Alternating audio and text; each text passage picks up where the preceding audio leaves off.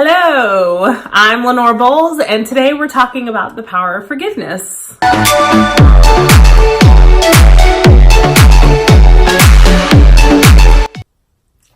So, forgiveness is crucial, absolutely 100% crucial in your life after heartbreak.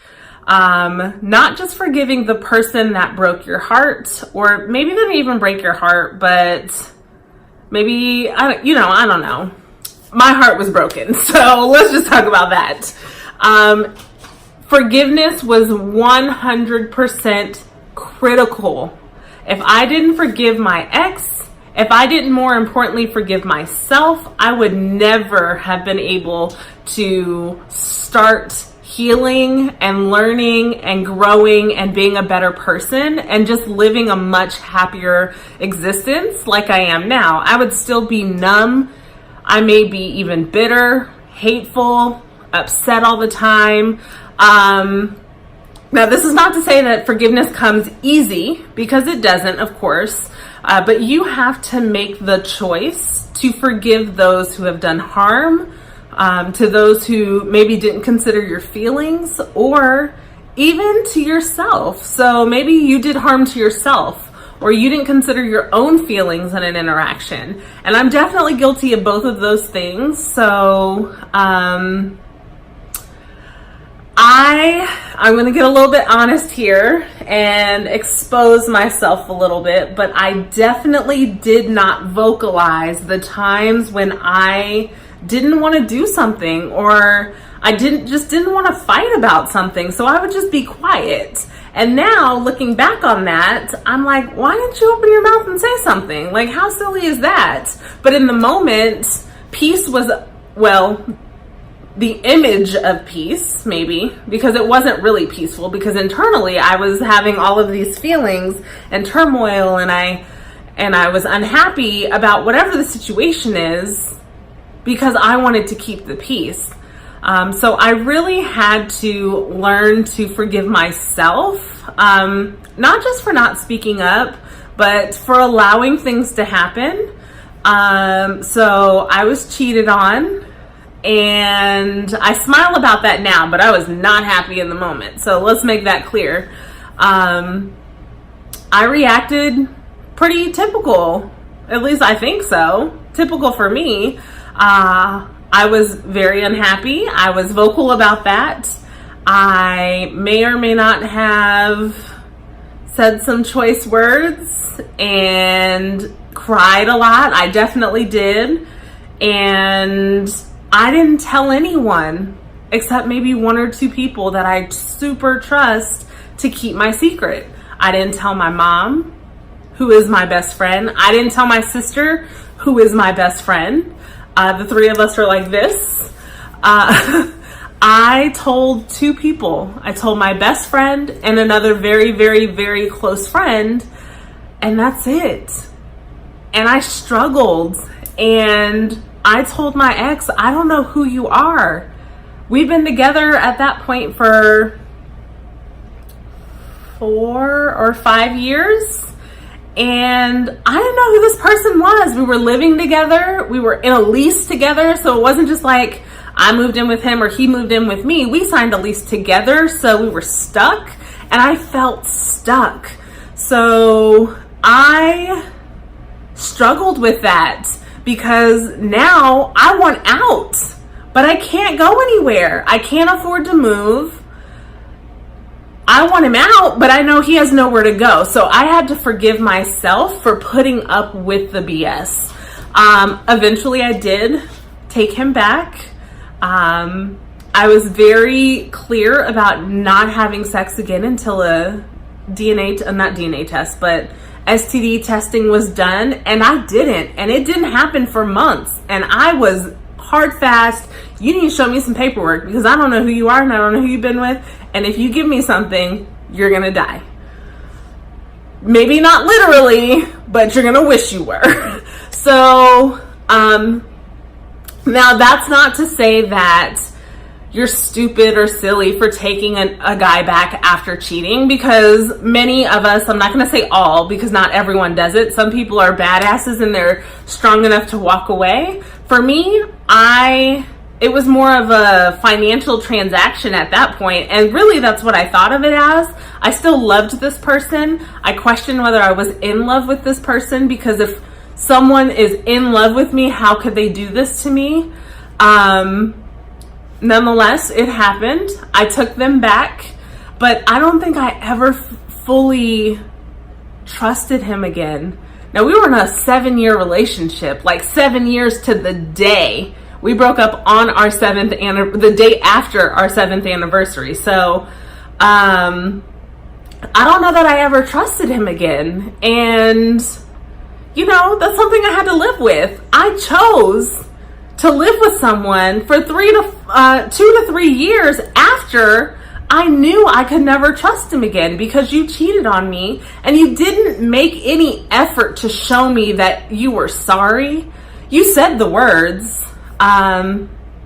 He said the words. He acted like he was sorry, but something in my gut told me he's still doing it.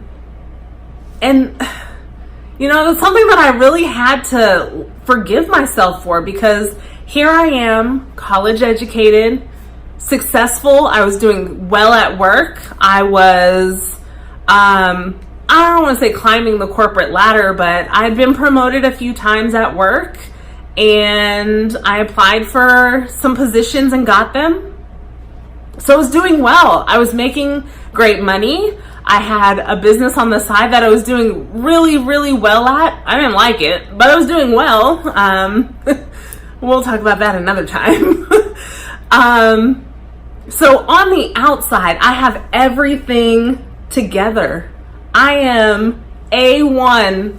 And I've had people say, like, damn girl, you got everything you want. Except I wasn't married and I didn't have kids, and I knew I really wanted that.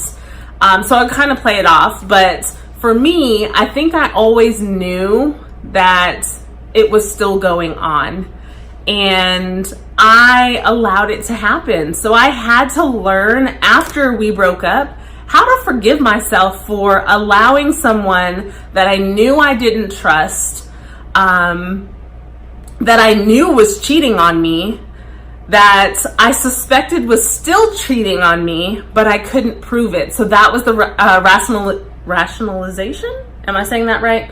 I always struggle with that word. So that's how I rationalized staying where I was. And, not every day was bad. Most days were really good, but when they were bad, they were bad. So I had to forgive him for cheating. I had to forgive him for the way he chose to treat me. I had to forgive him for the lies he told me, but I also had to learn to forgive myself, because I allowed it to happen for years. And I don't want to say I never got fed up enough to walk away, because I think I did. I distanced myself emotionally. I distanced myself sexually. And really, I stayed in a financial situation. And then at one point, our lease was up. I was moving. I had applied for a townhouse. I had applied. I'd been accepted. I paid my deposit and I was out by myself, and we made up. And so we re-signed a lease together. And we stayed there for a year and things were okay. But I think I always knew, again, I didn't trust the pit I always had in my stomach when things would happen and the phone would chirp and he wouldn't pick it up, or there was a password on the phone. I had a password on my phone, but it was always face up. He had the password and could 100% look at it at any time, because I didn't have anything to hide, and I was secure in the fact that I'm not hiding anything. If you want to look at my phone, look at it. I'll unlock it. Here, you can take it. I'm not hiding anything. I'm not deleting anything. But small things were happening that I allowed to happen because, for the sake of keeping peace, I didn't open my mouth and say, this bothers me and I don't like that. I want you to stop.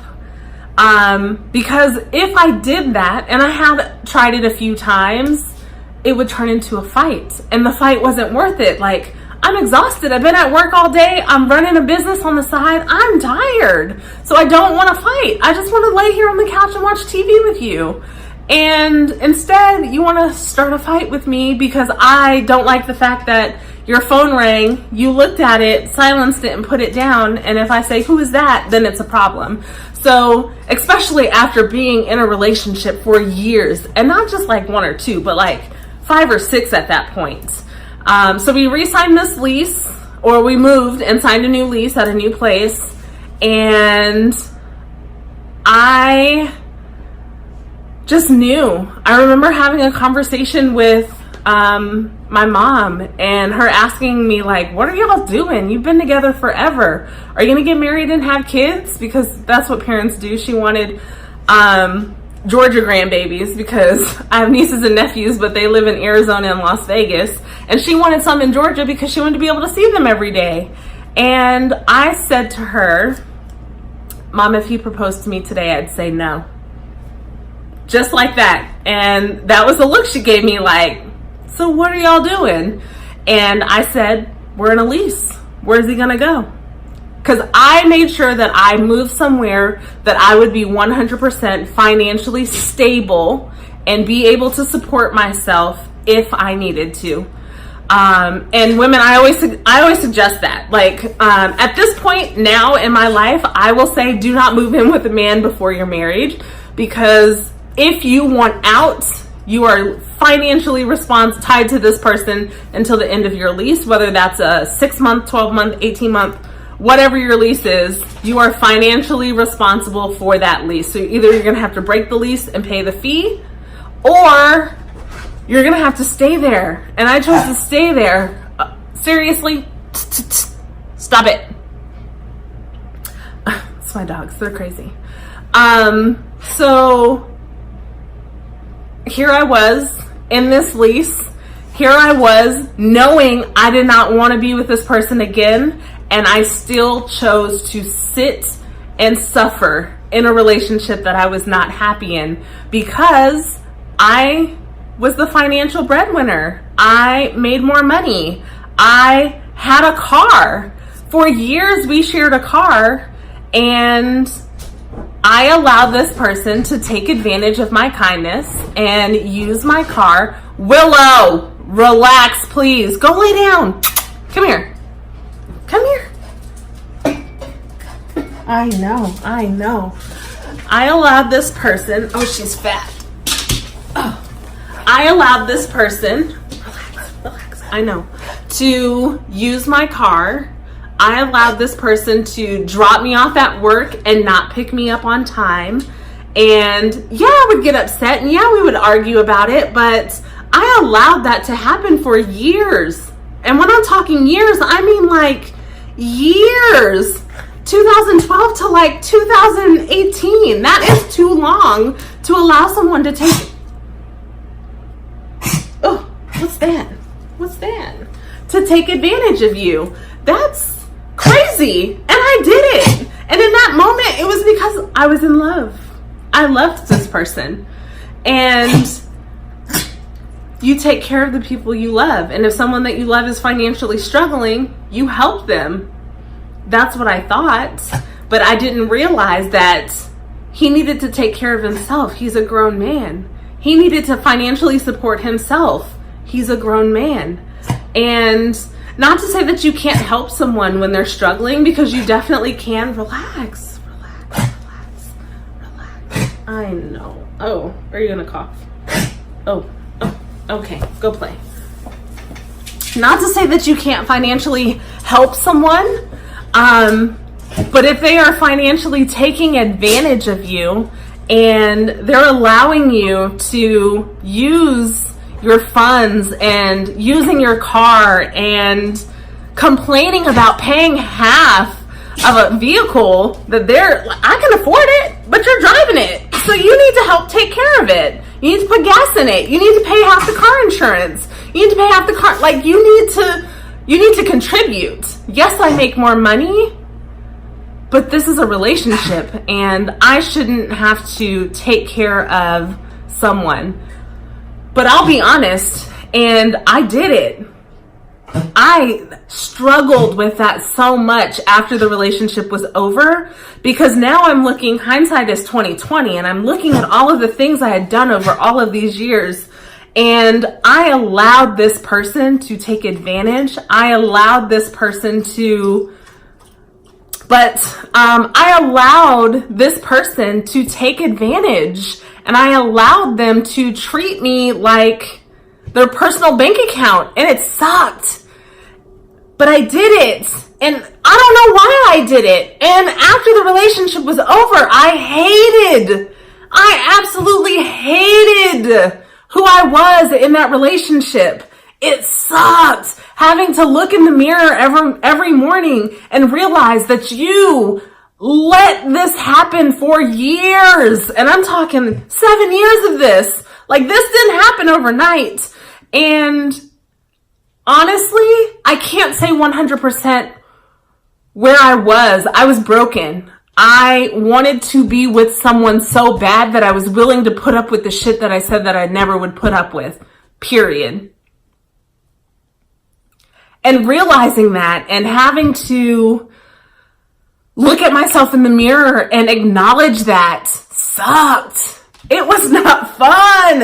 It was probably the worst couple of weeks of my recovery. And, you know, I call it recovery because this truly is a recovery process, but it sucked because here I am and I have to expose myself to myself.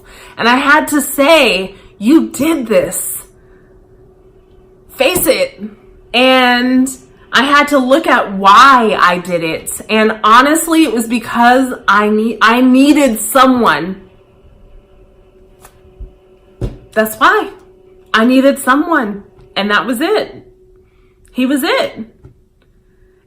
And despite the good times, the bad times were really bad. And I allowed it to happen. Sucks.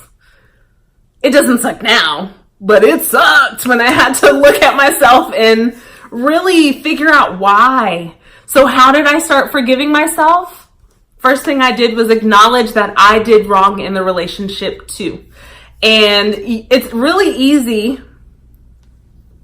I got mascara in my eyeball. It's really easy to blame the other person because he did some really shitty things and he did some really horrible things to me, and I loved him and I took care of him and I made sure that we were good. But I allowed it to happen. And that sucked. It was not fun. It was a horrible, horrible time in my life when I had to face myself and face all of the things I allowed and all of the things I didn't say that I should have, and kind of regretful for the things that I wish I had said, but for the sake of peace I didn't, because you don't get to live in peace if I'm living in turmoil. We need to go through this together and resolve it and fix it. But that's not how I thought back then. Now I'm vocal about what I'm feeling, and when something is not okay, I usually say, this is not okay. And that's my way of acknowledging that I feel some kind of way about it. And then that can start a dialogue going forward. But I was not comfortable in who I was. I was not comfortable about what I wanted. I just wanted someone, and I accepted anything that I was able to get. So how did I start healing? Because this sounds like, so far, this sounds like really, really bad, right? So Like I said, first thing is acknowledging that you did something wrong too, because there will be things that you need to forgive yourself for. Yes, this person cheated on me, but I didn't walk. Now, I will say I didn't talk to him for a couple weeks. I was very nasty and cold, and I thought about leaving, but ultimately I stayed, and that was the choice that I made. Now, had I walked away when this first happened, I would have never been in this position, but I never would have learned these lessons. So for me, silver linings, like, it's a blessing to be where I am now. And I don't think without these lessons and these trials and tribulations that I went through in this relationship that I would be the person that I am today. I truly, truly believe that. Now, we always say that God will never put anything on you that you can't bear. In the moment, it does not feel good. And I'm like, oh, what did I do?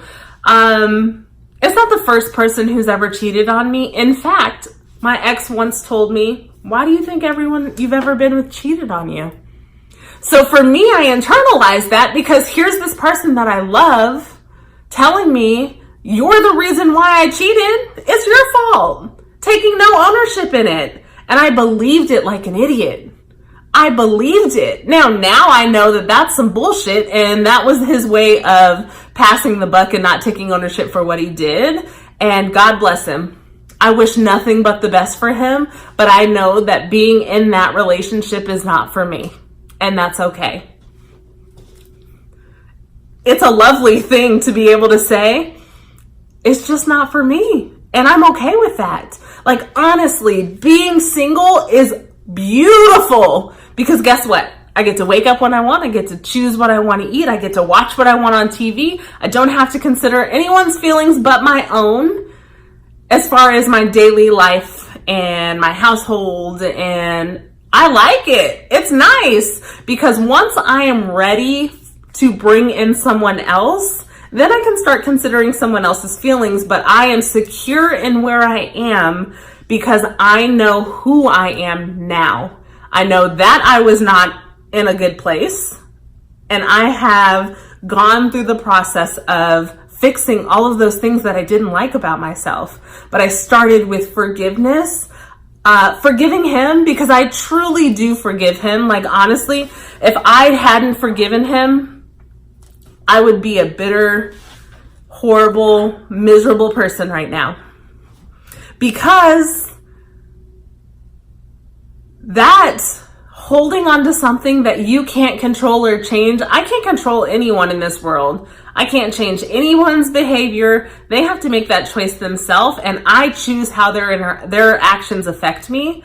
And it's beautiful because once I forgave him, a weight lifted off my shoulder. Once I forgave myself, I was floating. I truly was like, it's okay. It's okay to be broken. It's okay to feel broken. It's okay to be numb and to be sad and to be upset. That is 100% okay. What's not okay is that you stay in that place. You have to forgive. It sucks. Sometimes you don't want to. You just want to be angry and hold on. Do you think I want to forgive someone who cheated on me? No. I mean, yes, but no. But I did it because the only way that I would have been able to heal, the only way that I would have been able to move forward would be to forgive this person for the horrible things that they did to me. That's it. That's the only reason. If you need a reason, that's the only reason. The only reason you need to forgive someone is you. Forgive them for you. It's not about them. You don't even have to tell them I forgive you. I've not talked to this person in a year. You want to know why? Because it's not about him. It's about me. I don't care. I truly don't. I have had friends try to say, oh, I don't care. And that's my response. Well, that's nice. Please don't talk to me about it again, because I don't care. And it's not because I want to be hateful, but because that is such a toxic place in my life that I need to 100% separate myself. A drug addict, you're not going to go walk, like, truly this relationship was a drug for me.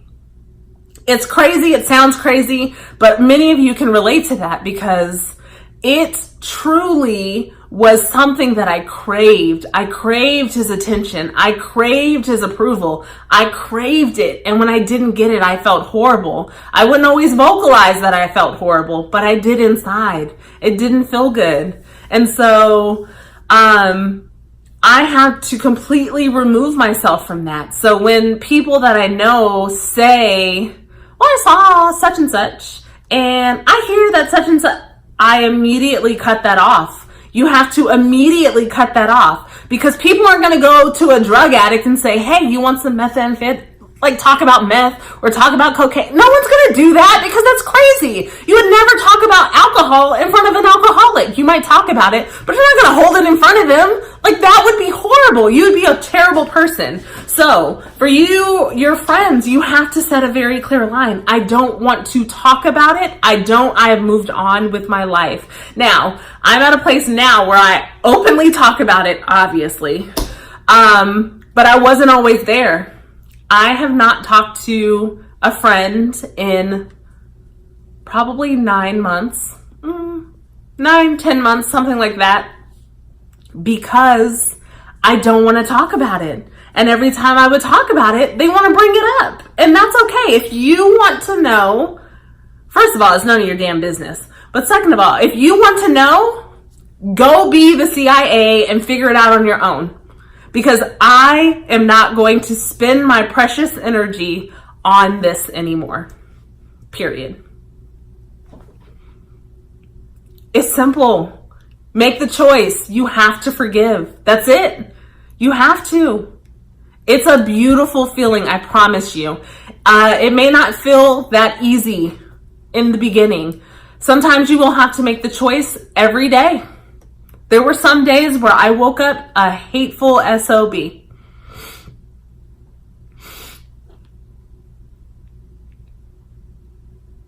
And other days, it was very easy.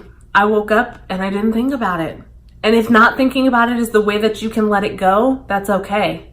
Do what you need to do to forgive. But the most important thing is forgiving, period. Forgive yourself. Forgive this other person, because they're going to go on living their life. Happy, new relationship, children, marriage, whatever it is. They're going to go on and live a happy existence. And you don't want to be 5 years down the line still bitter and miserable over something that happened. And this person is not even affected by it. You have to move on. And the only way you can do that is to forgive and let go. So this was very preachy. I'm so sorry. I'm super passionate about it, because you have to forgive in order to love and progress and grow and heal and find your purpose and live a beautiful life. And I just pray that you do. Thank you so much for watching this.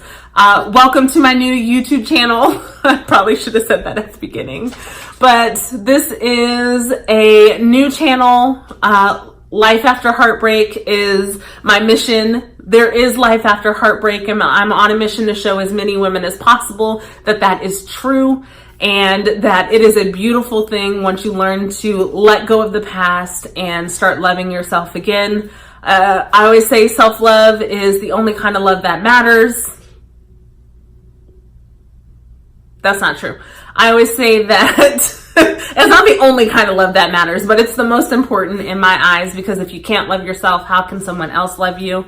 So please like this video, subscribe to my channel, share this video. I will try to do this more often. I'm still working some things out and figuring some things out. So thank you so much for watching. I appreciate it, and I will see you in the next video.